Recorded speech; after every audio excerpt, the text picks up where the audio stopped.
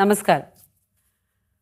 തനിച്ചാവുക എന്നുള്ളതാണ് ഒരു മനുഷ്യനെ സംബന്ധിച്ച് ഏറ്റവും ദുഃഖകരമായ കാര്യം. അത്തരത്തിൽ ഒരുപാട് ദുഃഖകരമായ ഘട്ടങ്ങളിലൂടെ കടന്നു പോകുന്നവരാണ് വിധവകളായ സ്ത്രീകൾ. വിധവകളായ സ്ത്രീകളുടെ അതിജീവനത്തിൻ്റെ, സഹനത്തിൻ്റെ, ക്ഷമയുടെ ഓർമ്മകൾ പങ്കുവയ്ക്കുന്ന ഈ അനുഭവവേദിയിലേക്ക് ഗുഡ്നസ് ടിവിയുടെ എല്ലാ പ്രിയപ്പെട്ട പ്രേക്ഷകർക്കും സ്വാഗതം.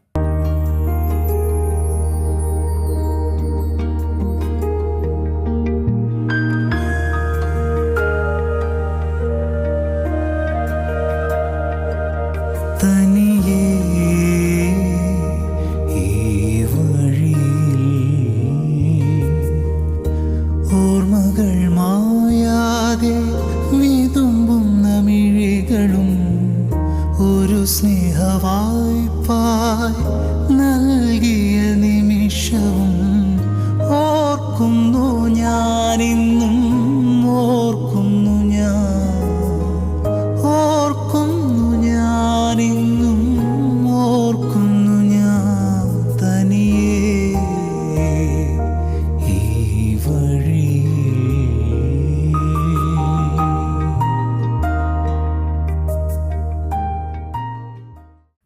തൻ്റെ ജീവിത അനുഭവങ്ങൾ പങ്കുവയ്ക്കുന്നതിനായി ഇന്ന് നമ്മോടൊപ്പം ചേരുന്നത് വത്സ ചേച്ചിയാണ്. വത്സ ചേച്ചി എങ്ങനെയാണ് തൻ്റെ ജീവിത സാഹചര്യങ്ങളിലുണ്ടായ തടസ്സങ്ങളും പ്രശ്നങ്ങളും എല്ലാം നേരിട്ടതെന്ന് നമുക്ക് ചോദിച്ചറിയാം. നമസ്കാരം. വത്സ ചേച്ചിയുടെ ചെറുപ്പകാലത്തെ ഓർമ്മകൾ ചോദിക്കുവാണെങ്കിൽ എന്താണ് പെട്ടെന്ന് മനസ്സിലേക്ക് ഓടി വരുന്നത്? ഞാൻ എൻ്റെ ജന്മനാട് അങ്കമാലിക്കടുത്ത് കാഞ്ഞൂരാണ്.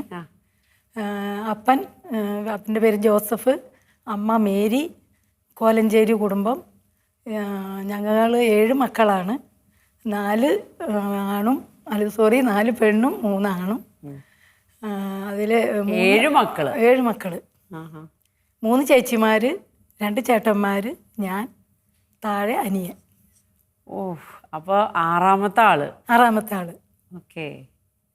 ഇത്രയും വലിയൊരു കുടുംബത്തിൽ ജനിക്കാന്ന് പറയുന്നത് ഒരു വലിയൊരു, നമുക്ക് ഒരുപാട് ക്ഷമിക്കാനും ഷെയറിങ് ആണെങ്കിലും ഒരുപാട് കാര്യങ്ങൾ നമ്മൾ പഠിക്കും ഇത്രയും മക്കളുടെ ഇടയിൽ വളരുമ്പോൾ, അല്ലേ? തീർച്ചയായിട്ടും. അത് ഒത്തിരി കളിച്ചും തല്ലിട്ടും ഒക്കെ ഉള്ള ഒരു ജീവിതമാണ്. ഷെയറിങ്ങും ആ കുട്ടിക്കാലമൊക്കെ വളരെ മനോഹരമായിട്ടൊക്കെ രസകരമായിട്ടൊക്കെ. എവിടെയാ പഠിച്ചത്? ഞാൻ അവിടെ LP സ്കൂള്, കാഞ്ഞൂര് പള്ളിയുടെ സ്കൂള്, സെൻറ്റ് മേരീസ് LP സ്കൂളിലാണ് പഠിച്ചത്. അതിന് ശേഷം saint Joseph's convent girls high school Kanjoor തന്നെ ആണ് പഠിച്ചത്. പിന്നെ കുട്ടിക്കാലത്തെ പറഞ്ഞിട്ടുണ്ടെങ്കിൽ ഞാൻ 1-ാം ക്ലാസ്സിൽ പഠിച്ചുകൊണ്ടിരുന്നപ്പോഴത്തെ എനിക്ക് മറക്കാൻ പറ്റാത്തൊരു സംഭവമുണ്ട്. ഞാൻ അവിടെ 1-ാം ക്ലാസ്സിൽ പഠിക്കുന്നു. അന്നേരം അതിൻ്റെ തൊട്ടടുത്ത് തന്നെ പള്ളിയുടെ തന്നെ സെൻറ്റ് സെബാസ്റ്റ്യൻസ് ബോയ്സ് ഹൈസ്കൂളും ഉണ്ട്. അപ്പോൾ അത് 5 തൊട്ട് 10 വരെയാണ്. അപ്പോൾ ഞങ്ങൾക്ക് വലിയൊരു ഗ്രൗണ്ടാണ്, സ്കൂൾ ഗ്രൗണ്ട്, കാഞ്ഞൂരിലെ ഗ്രൗണ്ട്. അപ്പോൾ ഈ ഓഗസ്റ്റ് 15-ന് ഇൻഡിപെൻഡൻസ് ഡേ വരും. ആ ദിവസത്തെ ഞങ്ങളെല്ലാവരും, ഞങ്ങളെ LP സ്കൂളിലെ കുട്ടികളെയും മറ്റേ സെൻറ്റ് സെബാസ്റ്റ്യനിലെ കുട്ടികളെയും നിരത്തും. അപ്പോൾ അവിടെ NCC കേഡറ്റ്സ് ഉണ്ട്. അപ്പോൾ ഞങ്ങളുടെ വിചാരം അത് പോലീസാണ് നിൽക്കണേന്നാണ്. അപ്പോൾ ഈ ഞങ്ങളെ 1-ാം ക്ലാസ്സുകാർ മുമ്പിലെ നിരയിലാണ്. ഫ്ലാഗ് ഹോയിസ്റ്റ് കഴിഞ്ഞ് കഴിയുമ്പോൾ എല്ലാവരും ഒരു ഓടാണ് ഉടനെ ഞങ്ങളുടെ സ്കൂളിലേക്ക് തന്നെ ഞങ്ങൾ ഓടുക. അപ്പം ഞാനും ഓടി വീണിട്ടുണ്ട്. അപ്പോൾ കുട്ടികൾ, എൻ്റെ കൂടെയുള്ള ഫ്രണ്ട്സ് പറയുന്നത് ആ പോലീസ് ഇപ്പോൾ പിടിക്കാൻ വരും എന്ന് പറഞ്ഞിട്ടുമാണ് ഓടുന്നത്. അവർ NCCക്കാരാണെന്ന് അറിഞ്ഞുകൂടാലോ. അങ്ങനെ ഓടി ഞാൻ ആദ്യത്തെ വർഷം 1-ാം ക്ലാസ്സിൽ പഠിക്കുമ്പോൾ തന്നെ വീണു, കാലൊക്കെ പൊട്ടി. പിന്നെ ക്ലാസ് റൂമിൽ ചെല്ലുമ്പോൾ മിഠായി കിട്ടും. അങ്ങനെയാണ്. അത് കഴിഞ്ഞ് അത് അങ്ങ് മറന്നു. പിറ്റേ വർഷം ഇതുപോലെ തന്നെ ഓഗസ്റ്റ് 15-ന് ഫ്ലാഗ് ഹോയിസ്റ്റിങ് കഴിഞ്ഞു. അപ്പോൾ ഓടിക്കോ, ഇപ്പോൾ പോലീസ് പിടിക്കുമെന്നും പറഞ്ഞ് ഓടി. അന്ന് കാര്യമായിട്ട് പൊട്ടി, മുട്ടുകാലൊക്കെ പൊട്ടി. അപ്പോൾ വീട്ടിൽ ചെന്ന് കഴിഞ്ഞപ്പോൾ ഞാൻ പ്രയാസാരണം പറഞ്ഞു. അപ്പോൾ ഇത് എന്താ പറ്റിയെന്നാ അപ്പം ചോദിച്ചു. അപ്പം ഞാൻ പറഞ്ഞു, അവിടെ എല്ലാം പതാക ഉയർത്തലെല്ലാം കഴിഞ്ഞ് പോലീസ് പിടിക്കുന്ന ഒരു സമയമുണ്ടല്ലോ, ആ സമയത്ത് ഓടിയതാണ്.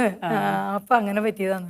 ഇപ്പോൾ പറഞ്ഞു വന്നാൽ അത് പോലീസൊന്നും അല്ല, അത് മിഠായി മേടിക്കാനായിട്ട് ഓടണതാണ് എന്ന് പറഞ്ഞു. അങ്ങനെ അതെന്നും എൻ്റെ മനസ്സിലുണ്ട്.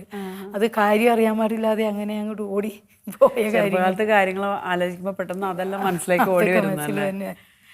അപ്പോൾ അങ്ങനെ സ്കൂളെല്ലാം അവിടെ കാഞ്ഞൂര് തന്നെ കാഞ്ഞൂര് തന്നെ 10ാം ക്ലാസ് വരെ saint Joseph's government girls high സ്കൂളിൽ പഠിച്ചു. അത് കഴിഞ്ഞ് പ്രീ ഡിഗ്രി ശ്രീശങ്കര കോളേജ് കാലടിയിൽ അവിടെയായിരുന്നു. അത് ഡിഗ്രി അവിടെ തന്നെ. അതിനുശേഷം ജോലിക്ക് ശ്രമിച്ചു തുടങ്ങി. അപ്പോൾ അത് സ്വന്തം കാലിൽ നിൽക്കണം. വിവാഹമൊക്കെ കഴിഞ്ഞിട്ടുണ്ടെങ്കിൽ ഭർത്താവിൻ്റെ പോക്കറ്റിൽ നിന്ന് കയറണം, അങ്ങനത്തെ ഒരവസ്ഥ ഉണ്ടാകരുത്. ചേച്ചിമാർ രണ്ടുപേരും ജോലിക്കാരാണ്. ഒരു നമ്മുടെ മനസ്സിലും ജോലി ചെയ്യണമെന്നൊരാഗ്രഹം ആഗ്രഹം. ഒരു ചേച്ചിക്ക് ജോലിയില്ല. അപ്പം അതിനൊരു സാമ്പത്തിക ബുദ്ധിമുട്ട് പോലെ സ്വന്തമായ ആവശ്യങ്ങൾക്കൊരു സ്വാതന്ത്ര്യം ഇല്ലാതെ മനസ്സിലാക്കിയിട്ട് ഇങ്ങനെ വേണമെന്ന് തന്നെ വിചാരിച്ചു. ബാങ്ക് ടെസ്റ്റുകളൊക്കെ എഴുതി, കിട്ടിയില്ല. അപ്പോൾ അത് PSC എഴുതിയിട്ടും കിട്ടിയില്ല. അങ്ങനെ വന്നപ്പോൾ ടീച്ചിങ് പ്രൊഫഷൻ ഇഷ്ടമുണ്ടായിട്ടല്ല പോയത്. അങ്ങനെ B.Ed പഠിക്കാൻ പോയി. അത് കഴിഞ്ഞിട്ടൊക്കെ ആണ് പിന്നെ B.Ed കൂടി പഠിച്ചു കഴിഞ്ഞിട്ട് ജോലി കിട്ടിയൊന്നുമില്ല. പിന്നെ അപ്പൊ അത് കഴിഞ്ഞ് B.Ed ഒക്കെ പഠിച്ച് ജോലി കിട്ടാതെ ഇരുന്നു. പിന്നെ അപ്പൊ തന്നെ ഉടനെ വിവാഹമൊക്കെ ആയോ? വിവാഹം ഇച്ചിരിയും കൂടി ലേറ്റ് ആയിട്ടാണ്. ഞാനപ്പോൾ ഈ ജോലി കിട്ടണം എന്നുള്ളതിൽ അങ്ങനെ ഉറച്ചു നിന്നു. പിന്നെ ഇപ്പോൾ ചേച്ചിമാർ 3 പേരുടെ കഴിഞ്ഞു, ഞാൻ ലാസ്റ്റാണ്. അപ്പനും മരിച്ചു. അപ്പോൾ പിന്നെ അങ്ങനെ പെട്ടെന്ന് അങ്ങോട്ട് താഴെ ഒരാളും കൂടി ഉണ്ടെങ്കിലാണല്ലോ ആ ഒരു തിരക്കുള്ളൂ. അത് കാരണം പിന്നെ എനിക്കൊരു വാശിയായിരുന്നു, ബാങ്ക് ജോലിക്കാരനെ കല്യാണം കഴിക്കണം, അങ്ങനെ ഒത്തു കിട്ടണം. ബാങ്ക് ജോലിയാകുമ്പോൾ എനിക്ക് യാത്ര ചെയ്യണം ഭയങ്കര ഇഷ്ടമാണ്. അപ്പോൾ ഈ LTC ഒക്കെ കിട്ടും ബാങ്ക് ആകുമ്പോൾ. അപ്പോൾ ഒത്തിരി യാത്രകൾ ചെയ്യാലോ, അങ്ങനെ ഒരു ചിന്തയുണ്ടായിരുന്നു. പിന്നെ എടപ്പള്ളി പള്ളി തന്നെ കിട്ടണമെന്നുണ്ടായിരുന്നു. ഞങ്ങളുടെ കാഞ്ഞൂര് സെൻറ്റ് സെബാസ്റ്റ്യൻ്റെ പള്ളിയിൽ ഭയങ്കര, പള്ളി സെൻറ്റ് മേരീസിൻ്റെ പേരിലാണ്. കല്യാണം അവസാനം തീരുമാനിച്ചു വന്നപ്പോൾ ഈ പറഞ്ഞ കണ്ടീഷൻസ് ഒക്കെ മീറ്റ് ചെയ്തു. പക്ഷെ വിചാരിച്ച പോലെയൊക്കെ തന്നെ ബാങ്ക് ജോലിയൊക്കെ കിട്ടി. എടപ്പള്ളി പള്ളി തന്നെ വന്നു. അവിടെ സ്കൂളിൽ ക്രമേണ ജോലി കിട്ടി. അപ്പൊ ചേട്ടന്റെ പേര് ജോസ് ജോർജ് മഞ്ഞൂര. ബാങ്കിലായിരുന്നു ജോലി. സൗത്ത് ഇന്ത്യൻ ബാങ്ക് ജോലിയായിരുന്നു. എപ്പോഴാണ് ചേച്ചി ജോലിക്ക് പോകാൻ തുടങ്ങിയത്? ഞാൻ ജോലിക്ക് പോയത് ഈ വിവാഹശേഷം 2 വർഷം കൂടി കഴിഞ്ഞിട്ടാണ് എനിക്ക് ജോലി കിട്ടിയത്. അതെ. ഓക്കെ. അപ്പോഴത്തേക്കും മക്കളായിരുന്നോ? മക്കള് ഒരാളുണ്ടായിരുന്നു. മൂത്ത മകൻ ജോർജ്. ആദ്യം അവൻ ഇന്ത്യൻ നേവിയിൽ വർക്ക് ചെയ്തു. അവിടെ 12 വർഷം ഉണ്ടായിരുന്നു. ലെഫ്റ്റനന്റ് കമാൻഡറായിട്ട് റിട്ടയർ ചെയ്തു. ശേഷം ഇപ്പോൾ ആമസോൺ കമ്പനിയിൽ ഹൈദരാബാദിൽ വർക്ക് ചെയ്യുന്നു. വൈഫ് നീതു, വൈഫും IT കമ്പനിയിൽ വർക്ക് ചെയ്യുന്നു. ഒരു കൊച്ചു മകളുണ്ട്, റേച്ചൽ. ഇപ്പം UKG ആയിട്ട്. അപ്പൊ മൂത്ത മകൻ. രണ്ടാമത്തെ മകൻ ജോ. 2 ആൺകുട്ടികളാണ്. അവനും ആദ്യം CTS കമ്പനിയിൽ ജോലി കിട്ടി. പക്ഷേ അപ്പോഴേക്കാണ് ഈ ഹസ്ബൻഡിൻ്റെ ആശ്രിത നിയമനം ബാങ്കിൽ വന്നപ്പോൾ അവൻ ബാങ്കിലേക്ക് വരാനെന്നും പറഞ്ഞ് അങ്ങനെ ബാങ്കിലേക്ക് പോന്നു. സൗത്ത് ഇന്ത്യൻ ബാങ്കിൽ തന്നെ പോന്നു. ഹസ്ബൻഡ് വർക്ക് ചെയ്തു. അപ്പോൾ അവന് കല്യാണം കഴിഞ്ഞു. അവനിപ്പോൾ മാനേജറാണ് സൗത്ത് ഇന്ത്യൻ ബാങ്ക്. വിവാഹം കഴിഞ്ഞു. പേര് രേഷ്മ. മകളുടെ പേര് ജാക്കുലിൻ, LKG. അപ്പൊ അങ്ങനെ കൊച്ചുമക്കളൊക്കെ ആയിട്ട് സന്തോഷമായിട്ട് പോകുന്നു. അപ്പൊ ചേച്ചിയുടെ വർക്ക് ചെയ്യുന്നുണ്ട് ബാങ്കിൽ. വിവാഹശേഷമാണ് ചേച്ചി ജോലിയിലേക്ക് കടക്കുന്നത്. ആ തുടക്കത്തില് വലിയ താല്പര്യത്തിലൊന്നും അല്ല നമ്മൾ ടീച്ചിങ് പ്രൊഫഷൻ എടുത്തത്. പക്ഷെ ഇത് ഈ പ്രൊഫഷൻ തുടങ്ങിയതിന് ശേഷം ചേച്ചിക്ക് ശരിക്കും ആ ജോലി ഇഷ്ടപ്പെട്ടോ? ജോലി ഇഷ്ടപ്പെട്ടു. കാരണം കുട്ടികളോടുള്ള ഒരു പെരുമാറ്റ രീതികൾ, അവരുടെ പ്രയാസങ്ങൾ, സങ്കടങ്ങൾ എന്ന് വെച്ചാൽ പാവപ്പെട്ട വീട്ടിലെ കുട്ടികളും ഒക്കെ. ഒരേ സ്കൂളിൽ തന്നെയാണോ ഇത്രയും നാൾ വർക്ക് ചെയ്തത്? അതെ. ഒരേ സ്കൂളിൽ എന്ന് വെച്ചാൽ ഞങ്ങളുടെ കോർപ്പറേറ്റ് മാനേജ്മെൻറ്റ് 3 സ്കൂളുണ്ട്. സെൻറ്റ് ജോർജ് ഹൈസ്കൂള്, പിന്നെ പൈസയിലാണ് ഞാൻ കൂടുതൽ പഠിപ്പിച്ചത്. മറ്റേത് കുറച്ച് നാളൊക്കെ. ഏതായിരുന്നു ചേച്ചിയുടെ വിഷയം? Social science. ഓക്കെ. അപ്പൊ സോഷ്യൽ സയൻസ് ടീച്ചറാണ്. അതെ. ടീച്ചറിന്റെ ജോലി നന്നായിട്ട് റിട്ടയർ ചെയ്തു. റിട്ടയർ ചെയ്തു. ഓക്കെ.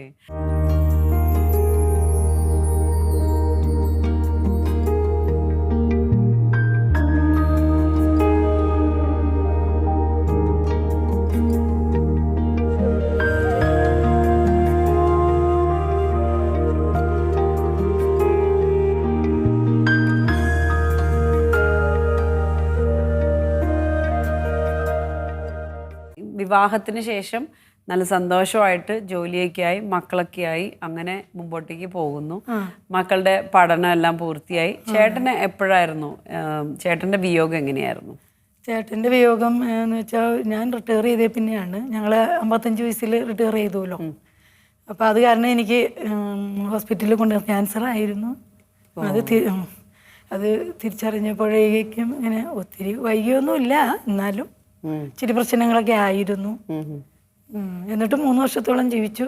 അപ്പോൾ ശുശ്രൂഷ അറിഞ്ഞതിന് ശേഷം 3 വർഷം ഉണ്ടായിരുന്നു അല്ലേ? ഓക്കെ.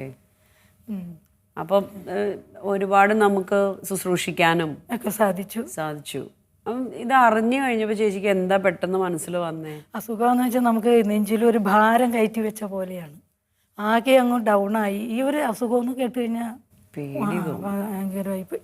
പള്ളിയിലൊക്കെ ചെന്ന് കഴിഞ്ഞപ്പോൾ ഞാൻ റിട്ടയർ ചെയ്തിട്ടും ഉണ്ടായല്ലോ, അതുകൊണ്ട് കലൂര് നൊവേന പള്ളിയിലൊക്കെ ചെന്ന് ഒന്നും പ്രാർത്ഥിക്കാനോ ഒന്നും സാധിക്കില്ല. നമ്മളിങ്ങനെ ചുമ്മാ നോക്കിയിരിക്കും.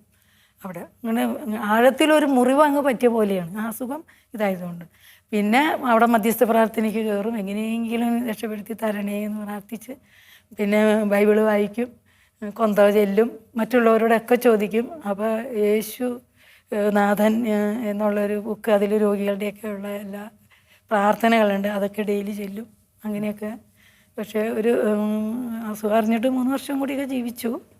പിന്നെ 3 മാസത്തോളം സുഖമില്ലാതെ ആയി. മനസ്സ് ഒന്ന് എന്താ പറയാ, നമുക്കിങ്ങനെ ഒരു അസുഖമാണെന്ന് അറിയാം, എല്ലാം അറിയാമെങ്കിലും മനസ്സിൽ ഒരിക്കലും നമ്മൾ ഈ ആള് നമ്മളെ വിട്ട് പോകും എന്നുള്ളൊരു റിയാലിറ്റി നമ്മൾ അക്സെപ്റ്റ് ചെയ്യില്ല. അതെ തീർച്ചയായിട്ടും. ആ മരിക്കുന്നതും പിന്നെ ഒന്നും ചെയ്യാനില്ല എന്ന് പറഞ്ഞ് 3 മാസം, അത് കഴിഞ്ഞ് 3 മാസം കൂടി ജീവിച്ചു. അപ്പോൾ വീട്ടിൽ ഉണ്ട്, ഞാനും അവിടെ ഉണ്ട്. ഈ മരിക്കുമെന്ന് നമുക്ക് ഒട്ടും ഒരു നമ്മുടെ കൂടെ തന്നെ ഉണ്ടാവും. തീർച്ചയായിട്ടും നമുക്ക് അങ്ങനെയാ. നമുക്ക് വേണ്ടപ്പെട്ട ആള് പോകും എന്നുള്ളത് ഒരിക്കലും നമ്മുടെ മനസ്സിൽ വരില്ല. അവിടെ അയൽവക്കത്ത് ഞാൻ ഓർക്കുന്നുണ്ട്, അയൽവക്കത്തെ ചേച്ചി ഞാൻ കേട്ടില്ല എന്നാണ് വിചാരിച്ചത്, വന്ന് കണ്ടിട്ട് പോയി. മറ്റുള്ള ഒരു ചേച്ചിയോട് പറയാണ്, അധികം കിടക്കാണ്ടൊക്കെ അങ്ങ് പോയാൽ മതിയായിരുന്നു എന്ന്. അത് കേൾക്കും, ഞാൻ അത് കേട്ടു. ഞാൻ പറഞ്ഞ ചേച്ചി അങ്ങനെ പറയില്ലേ, പോകൂല, ഇതിന്ന് പോരും എന്നാണ് ഞാൻ അവരോട് പറഞ്ഞത്. എനിക്കത് കേട്ടപ്പോൾ വിഷമായി പോയി ഇങ്ങനെ പറയുമ്പോഴേ. നമ്മളൊരിക്കലും ഇപ്പം മരിക്കുന്നതാണെന്ന് എനിക്ക് മനസ്സിലായില്ല. എൻ്റെ കൺമുമ്പിൽ മരിച്ചത് ഇങ്ങനെ അന്ന് മരിക്കുന്ന രാവിലെ തുടങ്ങി, ഇടയ്ക്ക് ഒരു ശ്വാസം വലിക്കുന്ന പോലെ തോന്നി. പക്ഷെ നമുക്കത് മനസ്സിലാവില്ല. സാധാരണ ഈ രോഗികൾക്ക് അങ്ങനെ എന്തോ ഒരു ബുദ്ധിമുട്ട് വന്നതാണെന്നുള്ളത് നമ്മൾ ചിന്തിക്കുന്നുള്ളൂ. അങ്ങനെ വിചാരിച്ചു. അതിനപ്പുറത്തേക്ക് ചിന്തിക്കാൻ നമ്മൾ ചിന്തിക്കില്ല, നമുക്ക് ചിന്തിക്കാൻ സാധിക്കില്ല. എന്നിട്ട് മരിക്കുന്നതിന് മുമ്പായിട്ടായാലും ഇപ്പോൾ ഞാനിതുപോലെ എല്ലാ പ്രാർത്ഥനകളും മരിച്ചുപോയ അമ്മ, അപ്പൻ, എന്നെ എല്ലാവരെയും അന്ന് എന്തോ പ്രത്യേകമായിട്ട് എല്ലാവരെയും മരിച്ചുപോയവരെയൊക്കെ ഓർത്ത് പ്രാർത്ഥിച്ചൊക്കെ കഴിഞ്ഞ് കിടന്ന് ഒരു 12 മണിയായപ്പോൾ ഞാൻ കിടന്നു. അപ്പോഴും പുള്ളി ഇങ്ങനെ ഉറങ്ങാതെ കിടക്കുന്നുണ്ട്. അപ്പോൾ പക്ഷേ സൗണ്ട് ഇങ്ങനെ വന്നുകൊണ്ടിരിക്കുന്നു. അത് ശ്വാസം വലിക്കുന്നതാണെന്നുള്ളതാ എനിക്ക് മനസ്സിലായില്ലായിരുന്നു. അവസാനം ഞാൻ നോക്കുമ്പോൾ ഞാൻ ഓർത്ത് ഇന്ന് ലൈറ്റ് അങ്ങോട്ട് ഇട്ട് കിടക്കാം, കാരണം പുള്ളി ബുദ്ധിമുട്ടുണ്ടല്ലോ എന്ന് വിചാരിച്ചു. അങ്ങനെ നോക്കി ഇരുന്ന് വരുമ്പോൾ ഒരു 2 ശ്വാസം അങ്ങനെ എടുത്തു. അപ്പം ഇളയ മോൻ മുകളിലുണ്ട്, റൂമിലുണ്ട്. പക്ഷെ അവനെ വിളിക്കാനും എനിക്ക് തോന്നിയില്ല. 2 പ്രാവശ്യം എന്താണെന്ന് അറിഞ്ഞുകൂടല്ലോ, നമ്മൾ ഒരിക്കലും ഇത് പ്രതീക്ഷിക്കുന്നില്ല. അപ്പോൾ 2 പ്രാവശ്യം എടുത്തു. അപ്പോൾ 3ാമത് എടുത്തു കഴിഞ്ഞിട്ട് പിന്നെ അനുകൂലമുണ്ടായി പോയി. പിന്നെ അങ്ങ് നിന്നു ശ്വാസം എടുക്കൽ. അതാണ് അപ്പോഴാണ് എനിക്ക് ഓർത്തത്, അയ്യോ ഇത് പോയതാണല്ലോ. അപ്പോൾ ഞാൻ നെറ്റിയിലൊക്കെ ഒന്ന് പിടിച്ചപ്പോൾ നന്നായിട്ട് തണുത്തൊക്കെ ഇരിക്കുന്നുണ്ട്, വേർപ്പ് തുള്ളികളും ഒക്കെ ഉണ്ടായിരുന്നു. അപ്പോൾ ഈ മരണം ഹാർട്ട് അറ്റാക്കോട് കൂടി ആയിരിക്കുമല്ലോ, അങ്ങനെയാണല്ലോ, ഹാർട്ടും കൂടി തകർന്നാണല്ലോ പോകുന്നത്. അങ്ങനെ വിഷമായിപ്പോയി. എന്നാലും എങ്ങനെ തരണം ചെയ്തു ആ ഒരു സിറ്റുവേഷൻ? നമുക്ക് നേരത്തെ പറഞ്ഞ പോലെ ഒട്ടും നമ്മൾ ചിന്തിക്കാത്തൊരു കാര്യമാണ്. അത് നമ്മൾ എന്തായാലും തരണം ചെയ്തേ പറ്റുള്ളൂ. ചേച്ചി അതിൽ നിന്നെല്ലാം പുറത്ത് വരാനായിട്ട് കുറച്ച് സമയം എടുത്തു, അത് നമ്മൾ മാനേജ് ചെയ്തോ? അത് എങ്ങനെയാണെന്ന് വെച്ചാൽ, ഈ മരിച്ചു കഴിഞ്ഞ് ഉടനെ തന്നെ എൻ്റെ മനസ്സിലേക്ക് വന്നത് ഈ ആളെ ഇനിയും മോക്ഷത്തിലേക്ക്, ആത്മാവിനെ മോക്ഷപ്രാപ്തി ആക്കണം എന്നുള്ള ചിന്തയായിരുന്നു. അതാ മനസ്സിൽ വന്നത്. അപ്പോൾ അതിനുള്ള ശ്രമമായി. അപ്പോൾ അതിന് കാരണം എന്താണെന്ന് വെച്ചിട്ടുണ്ടെങ്കിൽ, എൻ്റെ ആ ഒരു പ്രായത്തിൽ ഞാൻ മരണാനന്തര ജീവിതത്തെക്കുറിച്ച് ചിന്തിച്ചിട്ടില്ല. നമ്മുടെ അമ്മ അപ്പനൊക്കെ മരിച്ചിട്ടുണ്ട്, പക്ഷേ അത് ഒരു ഷെയർ ചെയ്തു പോകുന്ന ഒരു ദുഃഖമാണല്ലോ മക്കളും ഒക്കെ. പിന്നെ ആ മരണാനന്തര ജീവിതം അവിടെ ഇനി എന്തുണ്ടോയെന്നൊന്നും നമുക്ക് അറിഞ്ഞുകൂടാ.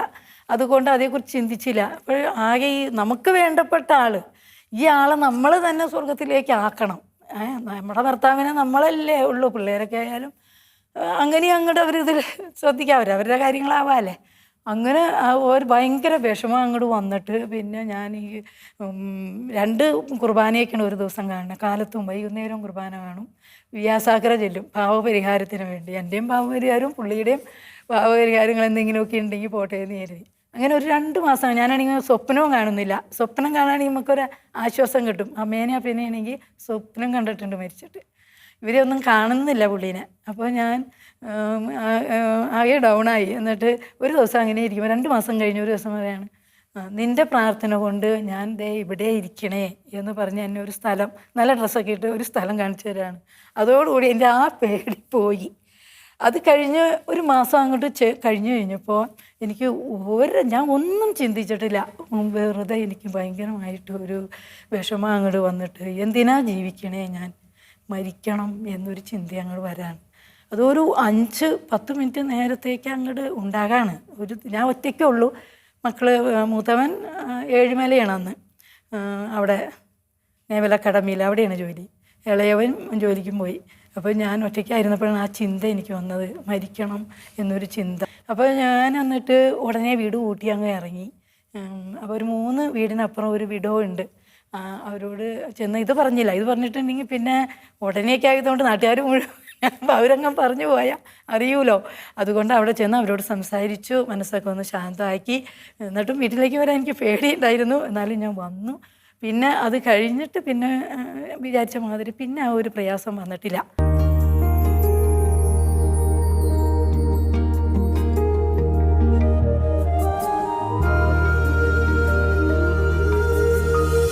ഇരുളിന്റെ മറവിലും പകലിന്റെ തെളിവിലും പതറാതെ വഴി തേടി നടന്നു താനേ.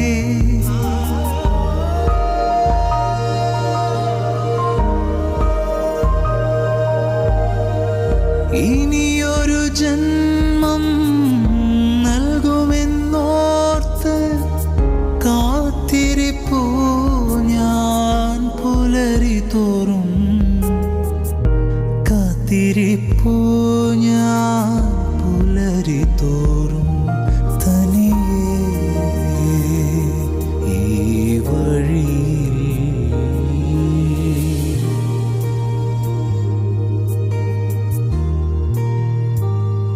വിധവകൾക്ക് വേണ്ടിയുള്ള പ്രവർത്തനങ്ങളിൽ സജീവമാണോ? അതെ, ഞാനപ്പോൾ ഇത് കഴിഞ്ഞിട്ടൊരു 2015 അതിരൂപത തലത്തിൽ യൂത്ത് ഫോറം രൂപീകരിച്ചത്. അത് കഴിഞ്ഞ് 2017 ഞങ്ങളുടെ ഇടവകയിലും വന്നു. എന്നിട്ടൊന്നും ഞാനതിൽ പോയില്ല. 2018 ഞാൻ അതിൻ്റെ കോർഡിനേറ്ററായിട്ട് വർക്ക് ചെയ്തു.